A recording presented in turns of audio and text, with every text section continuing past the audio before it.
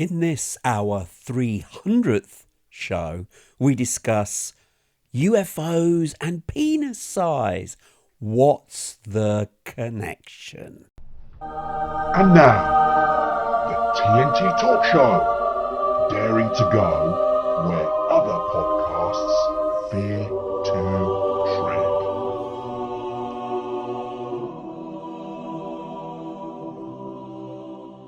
Hello, I'm Tony Fasulo and I share the stage with my esteemed friend and colleague, Taya Boya. Taya, hello my friend once again. I hope you're keeping safe and well, and we've reached 300 shows. Woo! Can you imagine? Let me be really enthusiastic because I think it really deserves it. Yay. Absolutely fabulous old chap. Now, as you know, I first ask, how have we got this far without killing each other? I mean, this is, well, because we're not face to face. There's no way we could have, if we had been in a room together, one of us would be up for murder, that's for sure. So I'm really grateful that we're talk about practicing gratitude. I think that's one of the things I say, thank God he's not within reach of my throttling his throat or anything. Not that I'm violent or anything. Okay, so this is a bit serious. Oh. Yes, sorry. 300 and I'm going to read a bit serious. Okay, go. Yeah, but and then we'll get to the fun and games. Okay. But this is a bit serious. I'm going to read it off the screen because it's quite serious. So I'm going to read it off the screen. An individual claiming, without evidence, to be a senior researcher at CERN has apparently had some concerns about our recent show. You may remember the one. It was the episode where we suggested that the center may have accidentally, and thus carelessly, created a new timeline. This would have explained the Mandela effect and Donald J. Trump's second term in office. Now, this gentleman pointed out that it was highly unlikely that an Italian and a Nigerian would meet in an innocuous and relatively unimportant town in the Midlands of the United Kingdom and then go on to create a small, powerful, and terrifyingly inaccurate show with deep international reach. After all, the TNT Talk Show has now been downloaded in over 1,400 cities across the globe.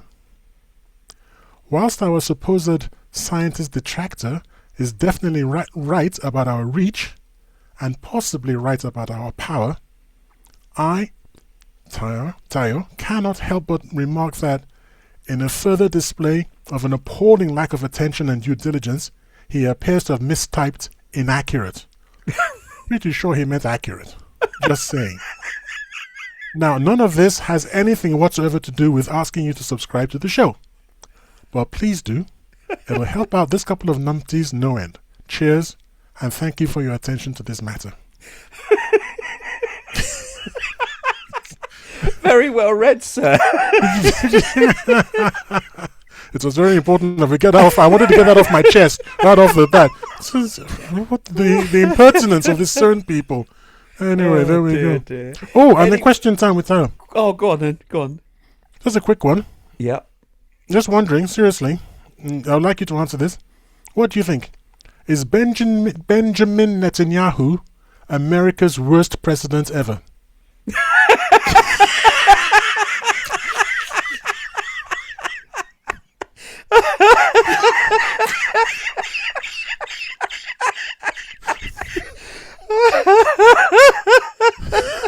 That's right.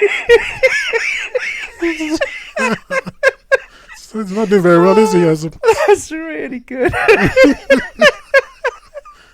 Oh, I'm going to use that. Oh, brilliant. Anyway, on with this topic for today. And we're just shooting the breeze by the sounds of it. But this one is titled, I'll read the title out, but then we'll go in a bit further. It's a bit tongue-in-cheek title, but here we go. This is our 300th show. We're going to discuss UFOs and penis size. What's the connection? And why did you come up with this title? Come on. Well, for our 300th show, I thought it would be great if we did a retrospective Just looked over the past 6 years or so, just a bit under 6 years, but pretty close. And pretty close to being 6 years. And I thought, let's just have a look at, what we've done in the past and where we've been and where we're coming from and things like that. And I think our show has definitely developed, and our interactions too. And I was listening to some of our older shows where it was a bit, people learn over a period of time. Of course. And I thought, how do I frame this? What's the frame? And I thought, okay, I'll arrange it in terms of our most popular downloads. Okay. And the two most popular are, believe it or not, our two most popular are the UFOs, which is, do these historical sightings prove UFOs? And the next one is, does penis size really matter? So the connection is that these are the two most popular topics on the TNT talk show. It shows the sort of people, not only the sort of people that we are, but also the sort of people that listen to us. So UFO conspiracy theorists with apparently a penis size fetish. So whatever, I must make a shout out to everybody out there who's actually listened to both those two episodes in particular. We love you, honest, we do. Keep listening. Yes, thank you for making those very popular. Yes, indeed. I mean, funny you should say that about the UFO ones. We've done several shows on UFOs and their effect, and they seem to be quite a popular topic amongst our viewers and listeners. So clearly that is something of interest, and I wonder whether all the noise that's coming out of the US at the moment in and around Donald Trump wanting to release information about the UFOs, I think he's got a way of trying to distract from the Epstein files. So, I mean, the UFOs is probably the next one after the war with Iran. So, I mean, how many things can he knock out the bag to try and distract from the Epstein is incredible. But certainly for our listeners, UFOs certainly hit a nerve. And yeah, we've got several of our shows up there that are very well received. And there was what was the other one? There was another one about, well, we've covered Area 51, we've Bob Lazar, we've even talked about Phil Schneider. And just for the benefit of some people who may not have heard that name before, he was somebody who was involved in the UFO sort of information, the storytelling, etc. But he lost his life, and he spoke about losing fingers on his hand, and he definitely was talking at an event with no fingers, and he got away from a firefight, his words, with creatures that were non-human. And he was saved by a security guard. And clearly that episode, if you want to go and listen in, it's on our back catalogue of the TNT talk show. Have a listen, where we spoke about Phil Schneider and what actually happened to him and his demise. In the end, he died by, what was it? They claimed suicide, even though he was tied suicide up with piano wire, which is a very peculiar and not a particularly nice way to go. No. I think a lot of people could think of easier ways to go. Well, I'm not sure that was suicide, but you know what I mean. Yeah, I don't think... What was there something to do with the police investigation also? I forget the details.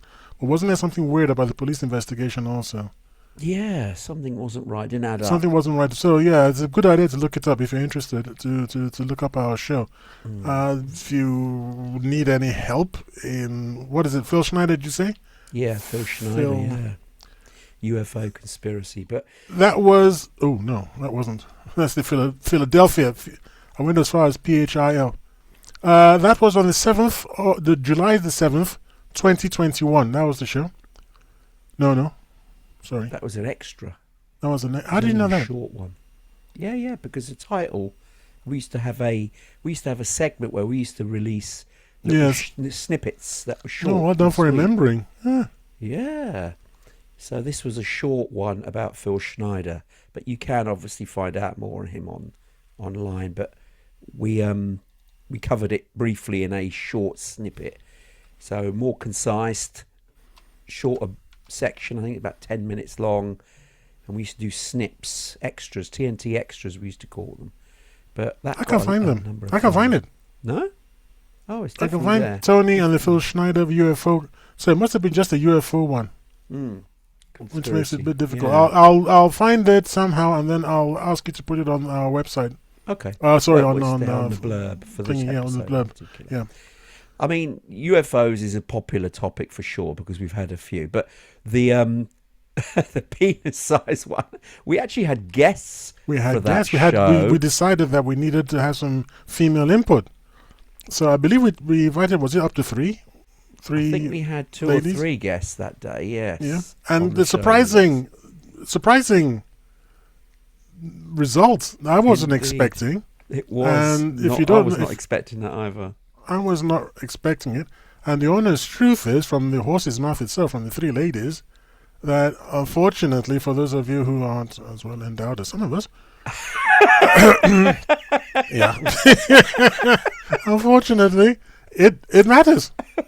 According to our guests, anyway. Okay, well, yeah, but they were representative, weren't they? So Yeah, indeed. yeah, And what was strange was all 3 of them. I mean, they weren't just people off the street. One of them was a counsellor for marriage counsellor, I think it was. Someone was a specialist in, I can't remember. She was a specialist in relationships, trying to get people together. Marriage counsellor, that was it. And she'd had hundreds and hundreds of stories of people having challenges within marital situations. And ultimately, all 3 of them were in agreement that penis size does matter. And for a lot of guys out there, it certainly shocked us with that revelation. They were all in agreement. It was like, whoa. So, yeah, if you haven't heard that episode and you still want to, again, look it up in our back catalogue. It is there. It was from 2022, July 2022. And a terrific episode, in fact, with a lot of to-in and fro-in between the guests and us. By the way, I also revealed on that show the solution. If you are not that well endowed, there are things you can do which have nothing to do with enlarging penis size or anything. Just there are toys that ladies enjoy that you can use to your advantage. At the end of the day, which is a what do you call it, cliche term that we should, former Toastmaster really ought not be using. Well, when push comes to shove, forget another one. And push comes to shove, it could be a pun in this situation, so let's not go there. If she's happy, she's happy. So that's the goal, isn't it? Indeed. If she's happy and she's satisfied, she's happy and she's satisfied. So don't think small. Think big. Okay. Think outside the box, I think, is what I'm trying to say. And even that could be kind of weird. Okay, let's get off the subject. Look, go on. no, because I'm getting myself into all sorts of. Everything I say seems to be smutty now. So I don't mean it to be. Yeah. I identified some of my favorite. Well, I identified some of the most significant shows for me, and one of them was one we did in December 2023, which was, did Dr. Joanna Budwig find a cheap and effective cure for cancer? Oh, yes. And I'm really proud of that show because we've had a lot of downloads and hopefully it has actually helped some people. Yes. And I sent it to one of my wife's acquaintances. I don't want to go further than that. And I hope it's helped. So I think it's one of our more important shows because it's actually having an effect in the real world. Indeed. It's just more than a chat. It's it's serious matters, and if it's really helping, it's really helping. And I'm so grateful that we did it, and hopefully it's having an effect, a positive effect. What did frustrate me from the outcome and the discussion of that particular show was that her discovery is not more widespread and more well known. So yeah, but that could be maybe we covered it. We touched on it in another Dynamite Conspiracy show, and I'll touch on that in a minute, where we thought, do the actual pharmaceutical companies actually suppress things like Dr. Joanna Budwig's solution to cancer because you can't make a profit from it when it's a organic or natural way of curing things? So all those solutions are suppressed because there's no money in it. So only if it's a pill or a tablet that the manufacturers can make, they'll promote those.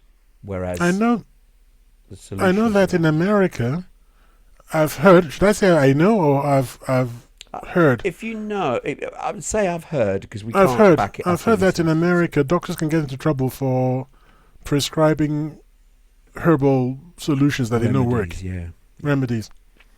They're not meant to as medical doctors, and it's like, but it works. But you're not allowed to. Yeah. So if they're not making money off the patient, and that's not, and I don't know if it's got anything to do with the. I don't know if it's got anything to do with anything else. But I know that there is a small conspiracy theory out there, that it's remarkable how, with the release of the Epstein files, suddenly 3 different serious cures for cancer were announced within a week of each other, and they all tied back to a certain foundation of one of the individuals heavily mentioned in the Epstein files. Yeah. So does that mean they were sitting on it all that time, waiting? And why didn't the whistleblower just come forward and say? Because if I was working on a project and I felt that this was a cure for cancer, I don't care what I don't care. I'm going to spill the beans because people can't be. If your life is at risk, I'll still spill the beans. I will still spill the beans. You can't have people dying and we're sitting on the answer here because we want to make money. It's just not good enough. And I appreciate that, and I would probably be of the same opinion. However, a bit like how some underhand organisations work, they may not threaten you directly, but they may threaten your loved ones. We're all going to take one for the team. You will take one for the team. We're all going to take one for the team because it's life and death of everyone. And what are you going to do? It's not up to us at the end of the day. We just have to act. Who was it? Some Roman senator, some big philosopher from back in the day who said, the only thing men have to do to let evil win is to do nothing. Yeah. That's it. You just got to do something, and the consequences. This is the right thing to do. Why are people dying when we've got the cure? Because you want to make money. Of all the venal and unimportant things, because you get older, you get to the point where, you see, if I were to win the lottery today, it wouldn't be the same as if I won the lottery when I was 30. No. So the money, the closer you get to the grave, the more you realize that this money thing, it wasn't everything. You thought it was at one time. That's right. But when it comes to the big, the big picture, it's not. I'm not saying it's unimportant. I'm just saying it's not important enough to let people die for. Well, that's why a lot of companies actually prefer employing younger people, because they still haven't worked out, as tens of people over 45 have, that money isn't the be-all and end-all. There are more important things in life. But prior to that, younger people, when they're starting careers and jobs, that's all they're concerned about. And as you rightly say, we're not saying money is not important, because it is, because you need to have the lights on and the heating and the food on the plate. Yeah. But they're not chasing it at all costs, whereas younger people are more willing to chase the buck. And if the company say jump, they'll jump. Do you see what I mean? In that context. Whereas somebody who's more mature, if they said jump, they'll go, why? Yeah, you really don't want me to be. Yeah. You really don't want me to work in an office right now, because with my attitude, you're just going to be. No, I don't think I'd last a week in an office now, because I'll just be like, sorry, sir, you don't mind, or madam, you don't mind if I just say, that's just a load of bollocks, man. What the hell are you talking about? This is ridiculous. And he just, no, that's silly. Because you don't frighten me anymore. Yeah, I don't. That's the key. The thing is, though, the strangeness of all that, funnily enough that you mentioned, is we covered it again in one of our recent shows, strangely, about the education system. Is the education system teaching people knowledge and information, or is it just teaching them to be compliant? And it seems to be that life teaches us a lot of real skills. So when we get to our mid-40s onwards, we've acquired a lot of the skills we need to survive. And we know when we hear and we see, pardon my language, I use Tayo's terms, when we encounter bullshit, we can... I never actually use that word. Oh, yeah. I say bollocks. I don't say BS. I say BS. The hell? Okay, sorry, I've used this term and he hasn't really used it. No. Okay, will we have to make this an adult show? No, we'll have to bleep some of these terms out. But the point is, we hear it, and we can see it. We can smell the stuff, and we point it out. But when you're younger, you're not necessarily naive, but you're not streetwise. No, you're not confident. You're still wondering, is it BS or have I missed something? Yes. Because it's possible that, when you're younger, you haven't had the experience. When you've seen it 3 or 4 times not work, you know it's BS. Yeah. So it's like, I don't know. But when you're meeting it for the first time, you suspect it is, but you don't want to go out on a limb. No. In case it turned out to be wrong. Confidence yet to actually. So experience matters. So, it's just the way the world works. You have to get some experience. May I ask you a question? Yeah, of course. Because I got hit. So, I told you my proudest show. What was your proudest show? That's a good one.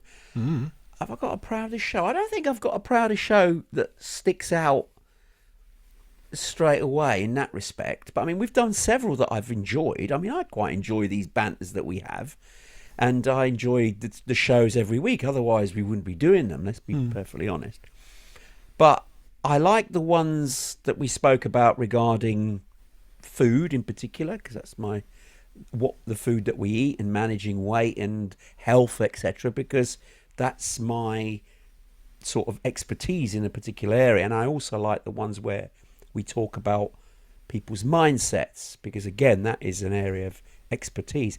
But one, if I'm going to single out a particular moment, it's actually linked to the one we just spoke about Dr. Joanna Budwig and the cancer, because then I think it was on that show, or maybe a subsequent one, but don't quote me, where I had that real life experience that happened to me too. I don't know if you recall, where there was your friend of yours. Yes, friend of mine. Well, she became a friend. At the time, I didn't know her. And if you don't mind, I can tell you the story very briefly or summarize it.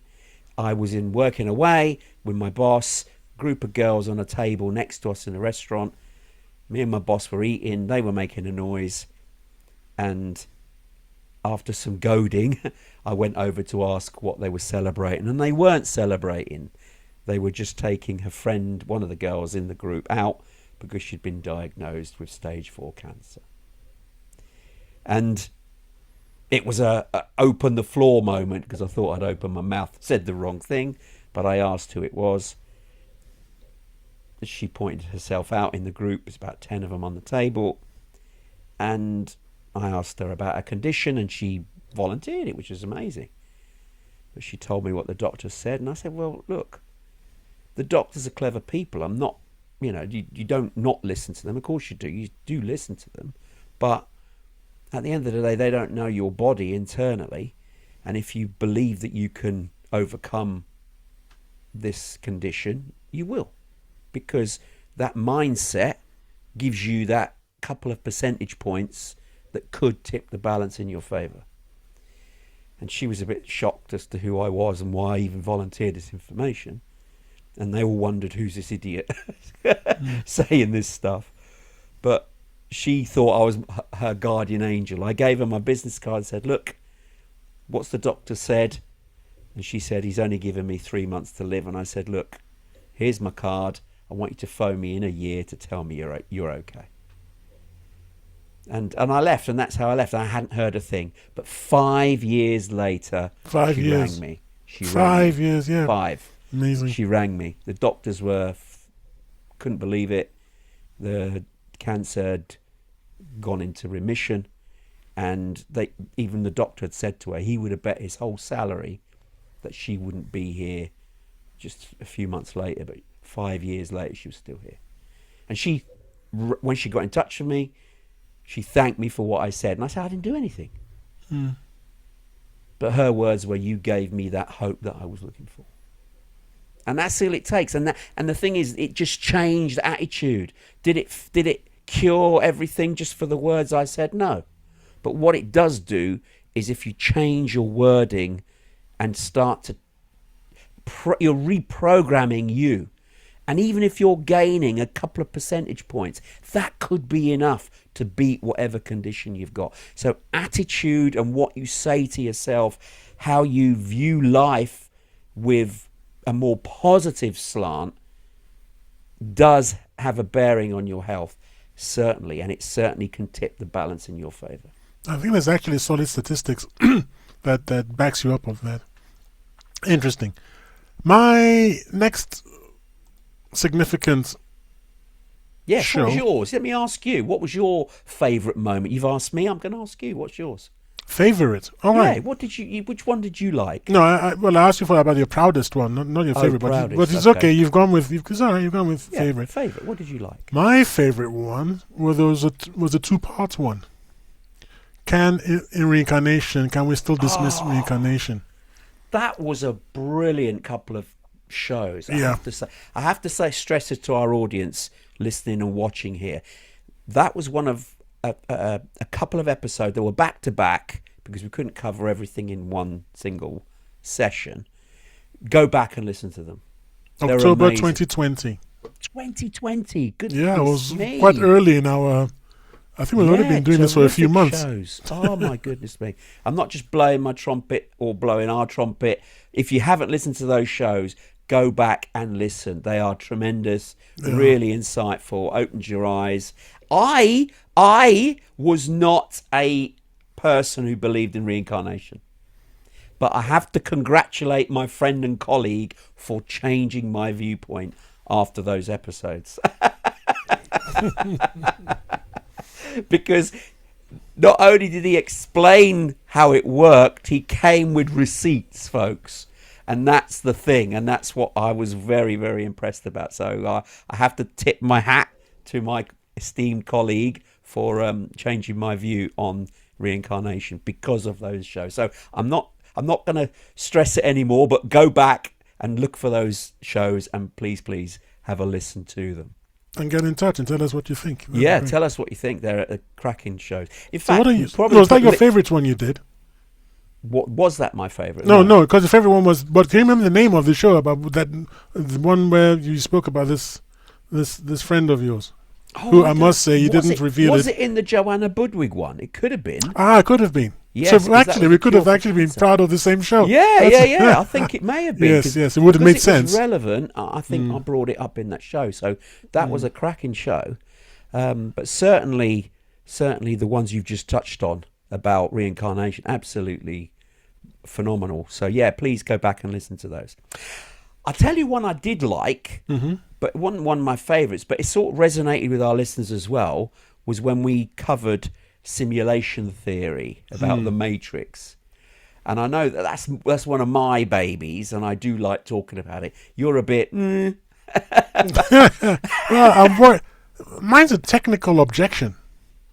You keep talking about the simulation. I've been trying to explain to you. I don't think you've grasped my objection yet. Can you actually state my objection so I know you've grasped it?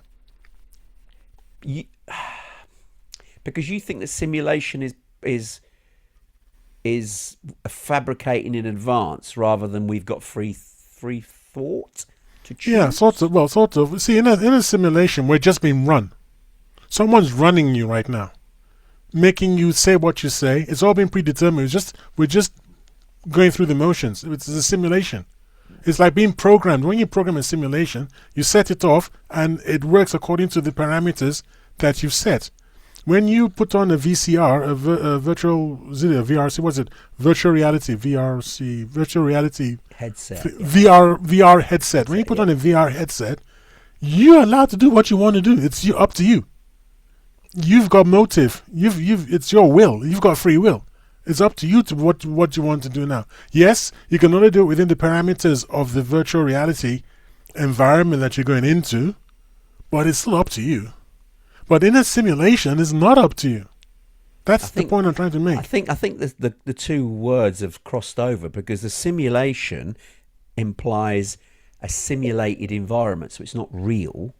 Yeah, but you're simulated too. No, we're not. So that's virtual reality. That is virtual reality, effectively, yes. That's why that's my complaint. That when you say simulation, we ourselves will be simulated also. No. The idea being is that we are the only thing that isn't simulated. We are actually like we're in the game. The game is playing around us, but we are in the game, moving the character, choosing our options. So we can freely choose the options of the character in the game, which is us in this simulation. But the environment itself is not real. It's all simulated. And that's the thing. But then someone would argue, and I think we touched on it during the show, well, what's the difference between reality and a simulation then? There isn't any. What's the difference between reality and a simulation? Yeah. If we can freely choose, then what's the difference? This is the top of my head, but in reality, the brick wall is really there. But in a simulation, we think it's there. We just think it's there. It's not really there. But it acts and responds in the same way. Well, you see, then you can start playing around with it. And maybe you can have alternative timelines in which Mickey Mouse doesn't wear suspenders because it's not real. Whereas in a harsh reality, Mickey Mouse would always have suspenders. And we wouldn't have arguments, serious scientific arguments, that the world isn't out there. Have you heard that? That our consciousness projects the world. Yeah. It's not really out there. And that's a sort of serious scientific point of view. Well, they call it science because some maths backs it up. I don't know whether it's real science or not. But some mathematics does back it up. And you try to understand. And we're all in this sort of corporate identity thing where we all agree on what's going on, which is kind of weird. It comes back again. So the simulation theory episode was we actually did that August 2021, if anyone's interested. Blimey. Do you know what? This is one thing is actually, now that you've presented the dates of these shows, I'm actually really shocked. Because the first time I'm looking back of when we recorded these, it feels like they were only done just 5-6 months ago. 8 months ago, maybe a year tops. But they're like 4 or 5 years ago. That's incredible. How has time flown? It's bonkers. Absolutely bonkers. A lot of people are saying there's something wrong with time anyway. Well, we covered it recently, didn't it, on one of our shows about the very same thing. I mean, you and I both were flabbergasted about some of the things we discussed, and we were adamant that they were true, but history seems to imply they weren't. Absolutely. And this is where the Mandela effect, which was, for our listeners who haven't heard what that is, we've got new listeners and viewers out there, go back to one of our previous shows recently in the last month, I think, this year, 2026 anyway, where we talk at length about the Mandela effect and certain memories that too many people have that when you go back now, they apparently have never happened. Sorry to interrupt, but I'm looking to tell our viewers when we discussed it. And what did you say just now? That it was a couple of months ago at most? Yeah. Well, the first time we discussed the Mandela effect was in September 2022. What? We did? Actually, I can't even find the next one, the newest one. The newest one was only a few weeks ago. I don't even think it's out in production yet. Ah, right. That's why. That's why it's not out. That thing. Yeah, we discussed it in September 2022. Wow. And something called the Paris Syndrome, which I don't even know. I can't remember what that is now. The Paris Syndrome? And I'm going to have to listen to this episode all over again because now I'm intrigued. It says Dynamite Conspiracies, the 100th Monkey Effect. Oh, yes. I remember that one. Well, I don't know what that is. The Mandela Effect and the Paris Syndrome. I'll definitely listen to it. Huh? What? Amazing. Talking about Dynamite Conspiracies, that's a really popular theme that we've brought in to our shows, where every so often we do a Dynamite Conspiracy show where we touch on topics that are a little bit out there. And obviously the UFO one, which is popular, is Dynamite Conspiracy, because there is evidence, but it's not, you can take it to the bank evidence, but it's pretty good.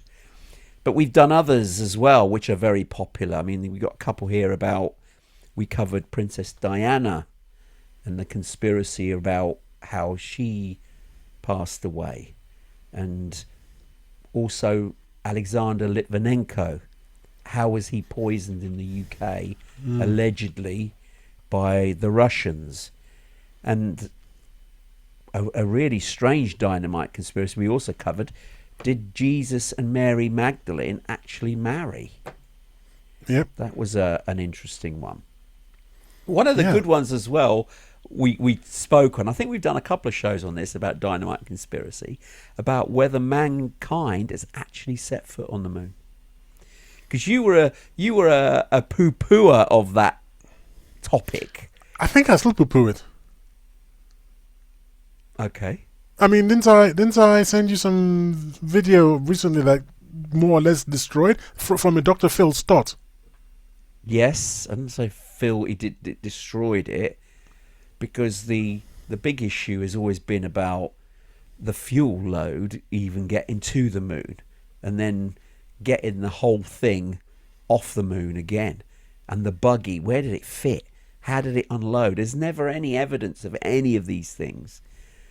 The Van Allen belts and the radiation that was there. I mean, I'm pretty sure that all the astronauts went on and had families, but the amount of radiation that they were exposed to would have made it very difficult. Also, the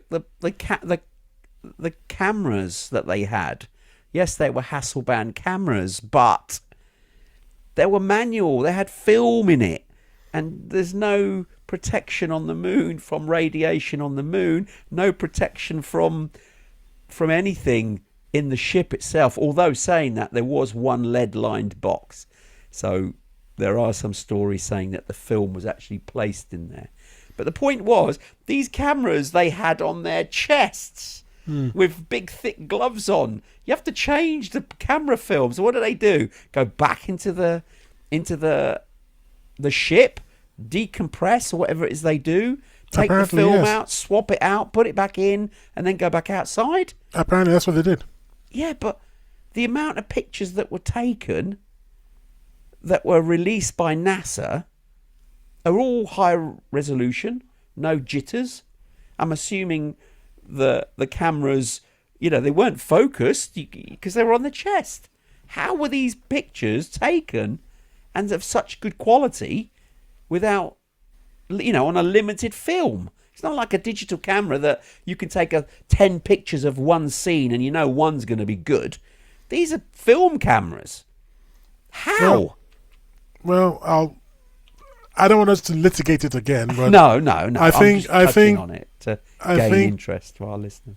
I think it was very likely that the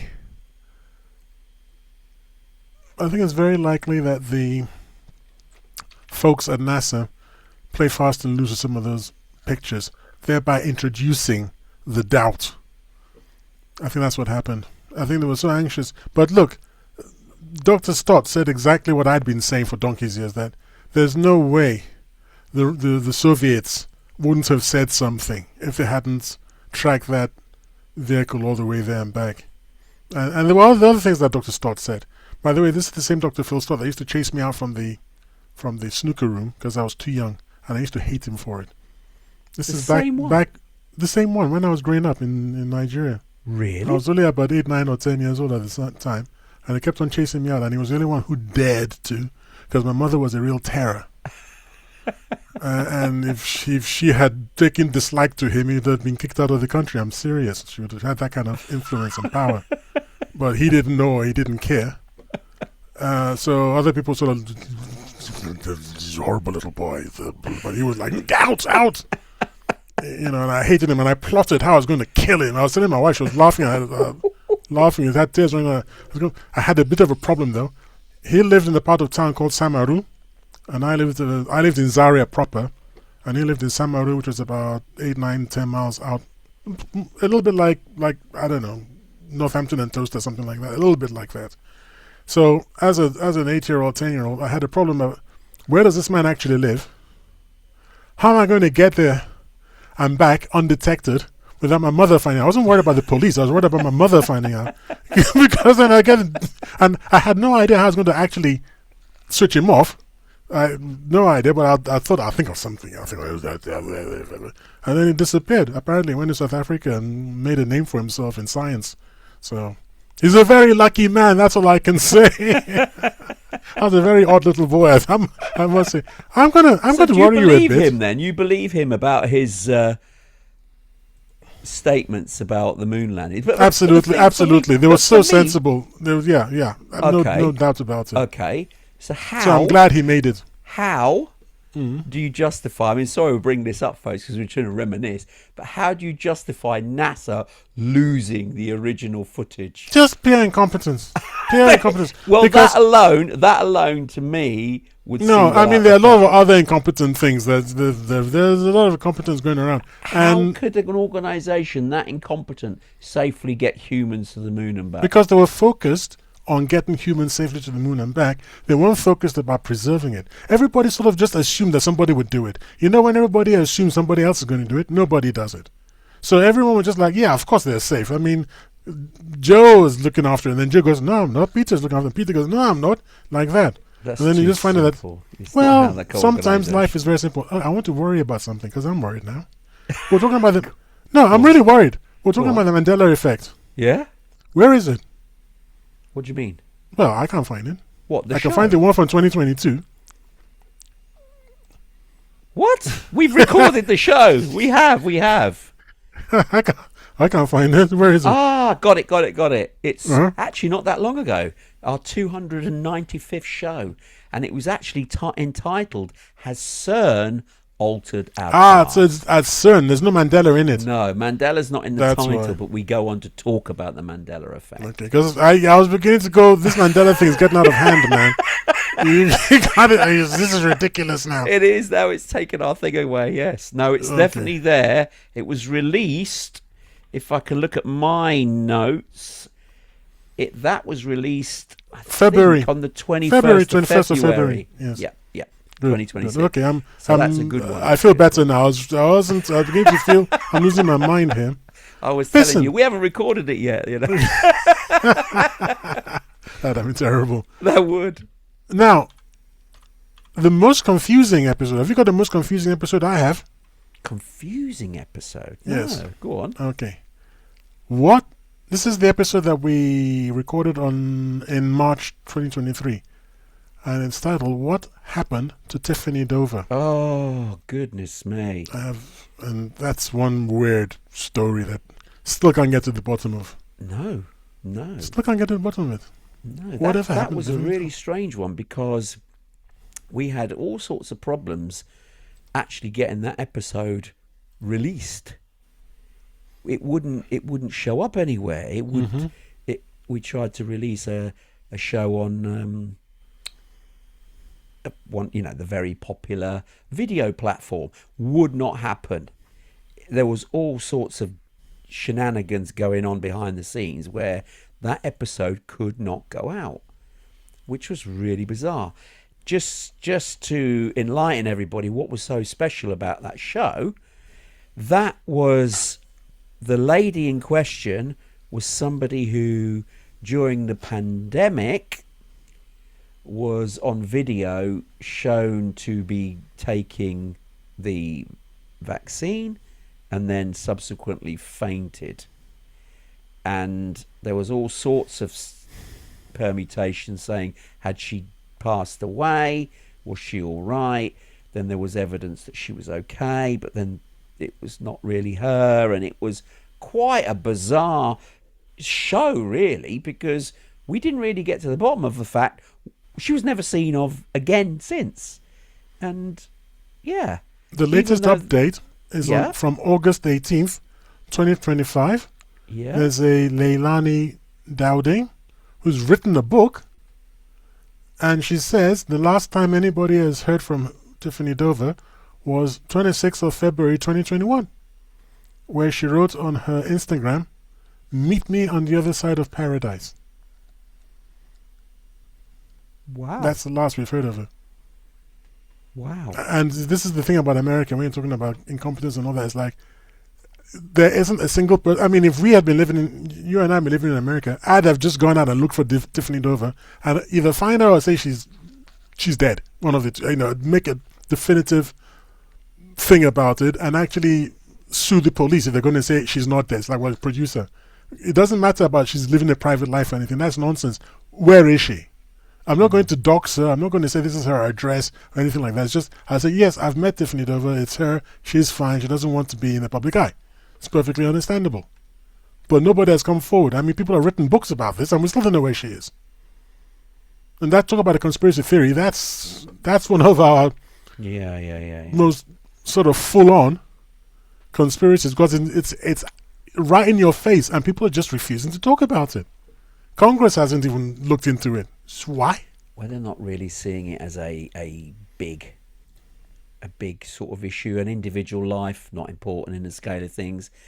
And so they're sort of brushing it under the carpet. There's a lot of people out there want to know, but clearly the government won't invest any time in looking at that for sure. Some big money somewhere seems to be suppressing that, if you ask me. This is a sign of huge money. Well, there would be, wouldn't there? Yeah, that you're not going to find out. So to me, that's the most confusing. You can't get a handle on that. One of the shows that we did about Dynamite Conspiracies again, which really fascinated me while we were doing the show and researching it, was the Missing 411. Ah, yeah. Dynamite Conspiracies, the Missing 411. Do you want to explain to our listeners and viewers who don't know what that means? Okay. What it is. 411 is not a telephone number. It's not a telephone number. It's actually a code, and the code is for information. Well, it is a sort of thing. It's the 411 is information, and the missing 411 therefore means missing information, and it was the phrase missing 411 was coined by a gentleman. I forget his name now, to do with cases where disappearances were mysterious. There was a pattern that emerged that these disappearances couldn't be explained. People would appear where they had been searched and not found. So it's like you go out looking. Let's just a silly example. You go looking for something in your garage, it's not there. Other people go into the garage and it's not there. And then you strip down the garage and it's not there. And then you come back another day and it's there. It's in plain sight. Same thing. And go, well, hang on, what? Yeah. That's one of them. One of the patterns. Another pattern is the disappearance in the most peculiar of circumstances. You can't explain why a woman drove onto a lonely road and she left her car, took her phone, and then just disappeared. It was, why? Okay, she wanted to get lost, literally. Why in that particular place, when she was going somewhere, had a job waiting for her, had life to look forward to, etc., etc. But she just seemed to just go somewhere and just disappear. Children. Oh, I know. This is the one that got me. The children. Children. This little was boy found at the top of a cliff. The top of a cliff. 4-year-old. In a desert, where you could follow footprints because it's a desert. Do you understand this? He was in his father's truck, grandfather's truck. Was it snow or desert? I can't remember. No, desert. Okay. Arizona, I think. He was in the desert with his grandfather. Grandfather went over a dune, came back, no kid. He wasn't even worried. He just looked under the truck, looking around, looking for footprints. Well, okay, footprints, nothing. And then when he panicked, he called the police. They came along, the sheriff and whatnot. They looked around. Everybody was like, well, we don't know where this kid is. I mean, it's a desert. You can scan, you can see, with the binoculars and everything. No sign of the boy. Got an Indian tracker who somehow, he went in this direction. Still don't know how. It would be beautiful to interview him and say, what made you go in that direction? Anyway, he went off in a direction, got to a cliff face, and said he went up there. And obviously people were like, this is a little boy, 5 years old. What the hell are you talking about? You're not. I said, no, he went up there. It's like, you're bonkers. Anyway, they went up there. And it wasn't like they went up. It wasn't like a walk-up thing. No. They had to go up and climbing. In a sort of like something that looked like a nest. Mm-hmm. There he was. He was perfectly fine. And it was perfectly fine. And if you want to say, well, did the bird carry him off or something like that? Well, what sort of bird? And it didn't puncture him because, a bird's going to have to grip somehow. No puncture wounds or anything. And he was there. And it was like 3 days later or something. And he had water and stuff and he was fine. What's that about? When you talk about the simulation, that the simulation really bugged out, man. It's like, hang on. And to me, the simulation thing, the strongest evidence for it, now I don't believe in it, virtual reality simulation, is the UFOs. You see, it kind of ties in that maybe the UFOs are a break in simulation somehow, a glitch. That would explain why it's inexplicable. Because we're not supposed to be seeing them. And it's just like, ooh, you didn't see that, did you? Like, no, I blooming well did, pal. But, yeah. Okay, I want to ask a quick one. Do you remember our very first show? Yes. Can't forget it. It was something that was so sort of in my mind. I think it's still in my mind.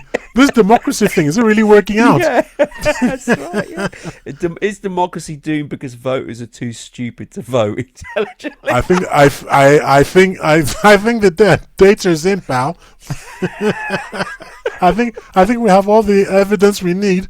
Given we know who's in the White House, absolutely there's a problem with in here in the UK to get benefits, some social service. I don't know what you call it. Social service benefits, assistance. Yeah. We have some of them have something called means testing, which means they want to know whether you deserve it because you might be earning too much money to deserve the assistance. So the term means testing, I think we need to bring that into allowing people to vote. They needs to be means tested. If you're a complete buzz, I was going to use the word, it's a British word, it shouldn't offend everyone. The word is pillock. Then you shouldn't be allowed to vote because you obviously don't know anything. And sometimes Tony recently shared some videos with me of some American citizens being asked questions, geography questions, and they weren't even sure what country they were in. These people shouldn't be allowed to vote. If you don't know what country you're living in, who are you voting for? I know. It's ridiculous. You don't know anything. So you should just say, no, sorry, you can't vote.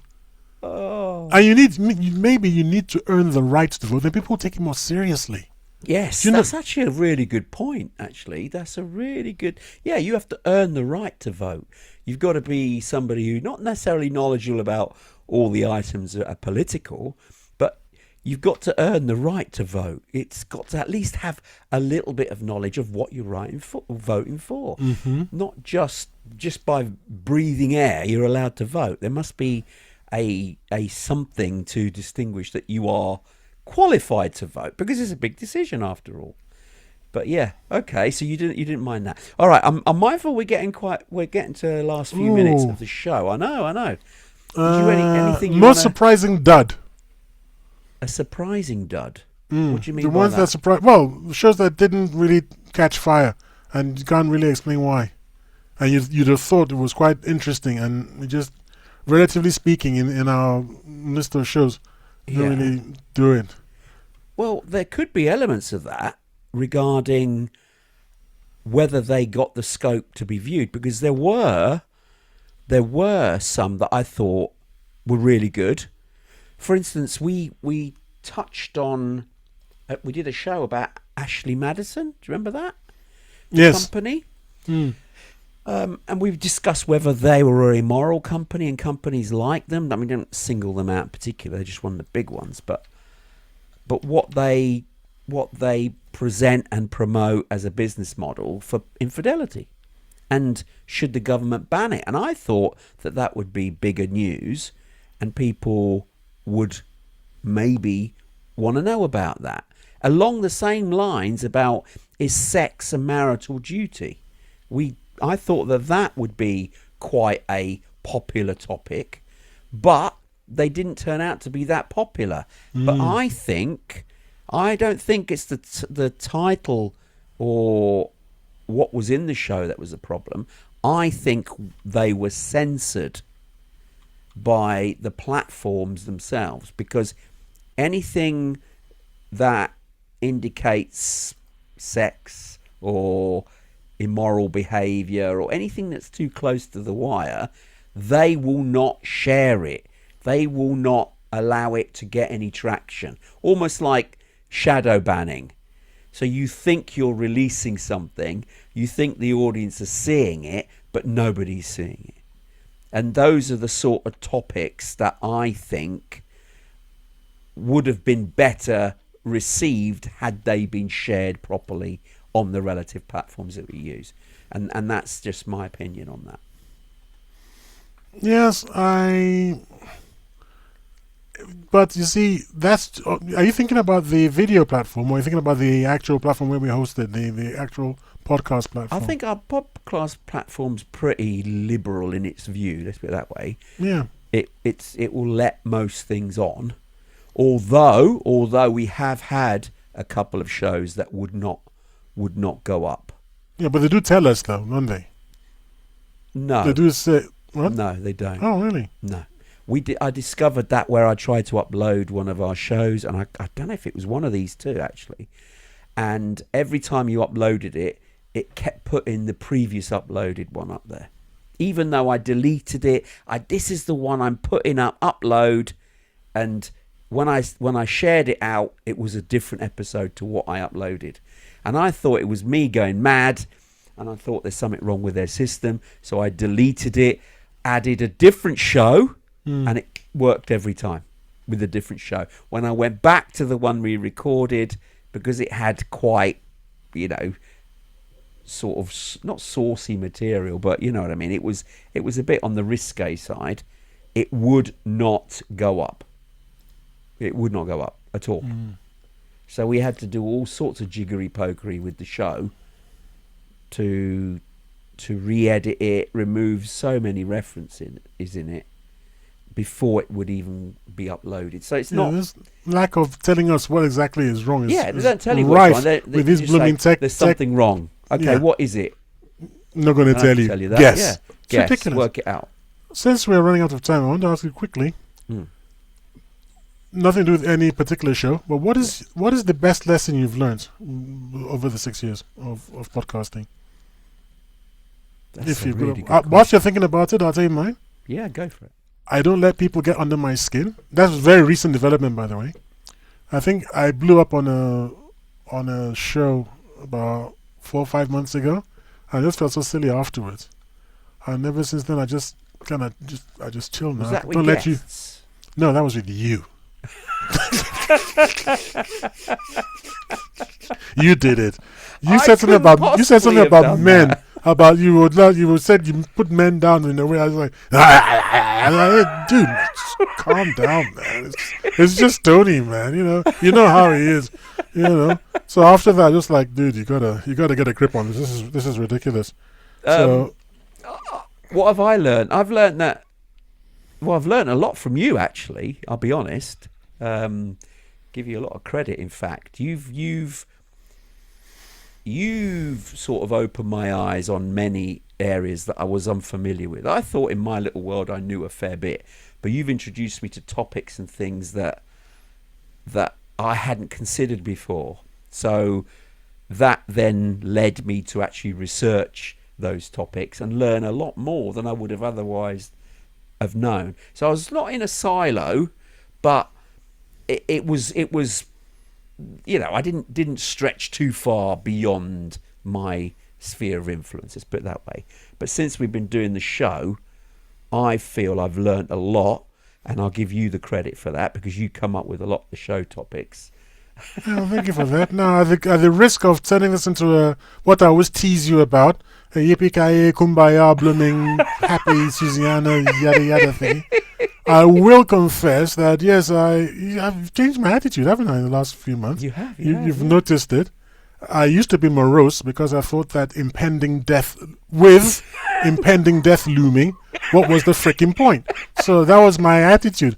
But slowly, slowly, like the drip of water, Tony has worn me down. And I now feel that with impending death looming, why not just freaking relax and have some fun? Yeah, exactly. on the way down. Too short anyway. Just actually, he just got to the point where I just look tired of just doing this.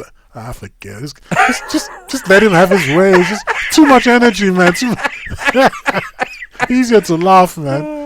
Easier to laugh than to cry. Absolutely. So thank you for that. So there's your optimism. It's spreading like a cancer through the air, man. It's a good thing to spread optimism. I mean, very quickly, because we got to the top of the hour, I want to ask you one question before. Hopefully not having a cancer, actually. Something good. No, better than that. Okay. Mm-hmm. Did we ever go too far on some of the topics? You didn't. But I think I lost my temper on a couple of occasions. Which his passion is good, but one still has to maintain control. So I don't think you ever. I mean, you did get passionate, which is good, but you never stepped out. I don't think you ever stepped out of bounds. I'm fairly laid back in that respect. I try not to lose my rack, but you certainly mellowed of late. So yes, that's definitely true. Because what happens? You just get tired, man. You know. Okay. Now this is what happens when your batteries run down. This is what do they call them again? Mitochondria, isn't it? Mitochondria, yeah. I think my mitochondria is showing red right now. Okay, we've now got to also think of a 301st show because we're going to continue at least for another 300 shows. There we go. Indeed, we are. Where do we want to be in another 300 shows? Where do we want to be? Well, on Broadway, no? Nah, but I think we probably want to segue a bit towards having guests on. Yes, and hopefully we'll climb up the ranks of guests. I mean, everybody starts somewhere, and then hopefully we end up getting some rather good guests in for our audience. Absolutely. We Right. get the numbers now that encourage that sort of thing. Indeed. All right, if you've loved this episode, hit subscribe and stay tuned for more deep dives into prophecies, mysteries, and the unexplained twists of fate. You've listened to Tony and Tayo, and we are the TNT Talk Show, but unfortunately we have reached the end of the show for another week.